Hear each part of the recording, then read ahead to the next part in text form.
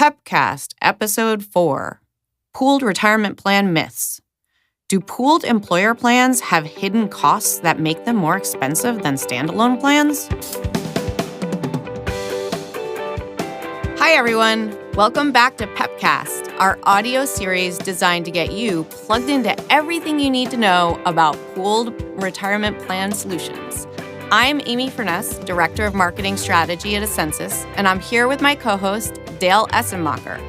Dale is Vice President and Pool Plan Specialist, and he's been focusing on pool plan solutions for more than a decade. As always, I'm so happy to be here with you, Dale. Glad to be with you again, Amy. Before we get started, just a really quick note for our audience. If you haven't checked out the other episodes in our series, you can find all of them on our PEP webpage. In our first episode, Dale did a really great job of providing an overview about multiple employer plans and pooled employer plans. In our recent episodes, we've been really exploring some of the myths and misperceptions that people have about PEPs. So today, we're going to break down another myth, that PEPs have many hidden costs and therefore are more expensive than standalone plans. I would preface this one by saying overall, there's probably an opportunity for our industry to keep getting better about fee transparency. And I'm sure it's no different with PEPs. But are there any specific PEP fees that are different or important to highlight? For example, Dale, making sure adopting employers understand audit costs as part of the PEP? So, Amy, I would definitely agree with you that the industry can still do a better job of even being more transparent with fees. But again, a common theme with this podcast series is advisors and employers should always do their due diligence and have a full understanding of all aspects of the PEP, which really does include the fees. Some of the costs may be not as clear on the surface as far as administrative costs, audit costs. Again, do your due diligence, know all the fees that could possibly come up with a PEP solution, and make sure you're fully aware of that so you can justify it down the road if somebody comes back and asks you why you picked the solution. Some providers have chosen to include audit costs in their fees. Others will allocate those costs to each adopting employer, even possibly the participants. So again, do your due diligence, understand everything involved and the all-in cost when it comes to joining a PEP.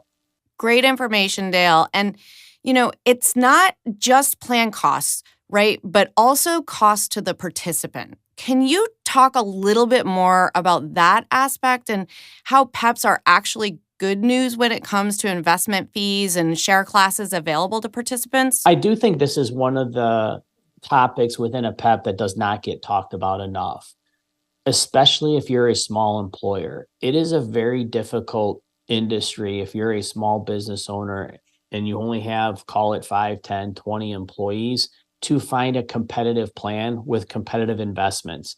As we know, mutual funds have expenses that are embedded into their costs. And this is taken right from the performance of those funds for those participants. So in a PEP, you are joining presumably a larger plan because you're pooling together with other plans that are in that PEP.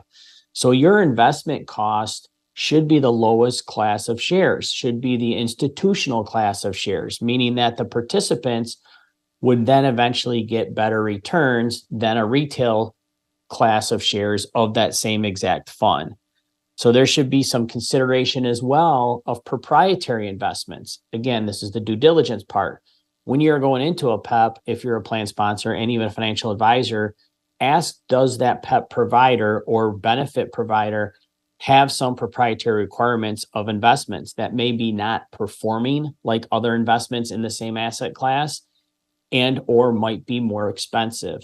So again, a very deep due diligence of fees and proprietary requirements are the order of the day for any advisor or plan sponsor that's looking at PEP solutions. So if I'm understanding this, Dale, and listening to what you're saying, it really sounds like the bottom line is that when an employer joins a PEP, they're benefiting from economies of scale. So whether they're small, medium, large, they get the types of advantages that typically are only available to a jumbo plan. So that means service, technology, features, institutional share classes for lower participant investment fees, and more. Is that right? That's 100% right. The one thing I do love about this industry when it comes to PEPs and even MEPs for that matter is joining that larger group of plans and getting the same type of feel, resources, fees, tools, website access that a participant would get if they belong to a larger company. I would even argue a Fortune 500 company. So my whole thing is, why should a participant, because they work for a smaller company, not get the same access to investment costs, resources, and tools that if they worked for a larger Fortune 500 company? They should have the same chance to retire with the same access to the same information as employees that work for larger companies. PEPs and MEPs give those participants that opportunity. There is no other product or solution industry that gives us that type of opportunity. And that's what I really enjoy about these types of solutions. Dale, thank you so much. It has been a great discussion as always. I so enjoy our time together. Let's end today again by telling our audience where they can go if they have any questions right away or who they can talk to for more information about PEPs. Yeah, as always, please, I would encourage everybody to access our MEP and PEP page on the Ascensus website. Also, we have obviously a national sales team and myself. We'd love to have a further conversation with you to see if a MEP or a PEP is the proper solution for your employees or your business practice. Thanks again, Amy. And that does it for another PEPCAST.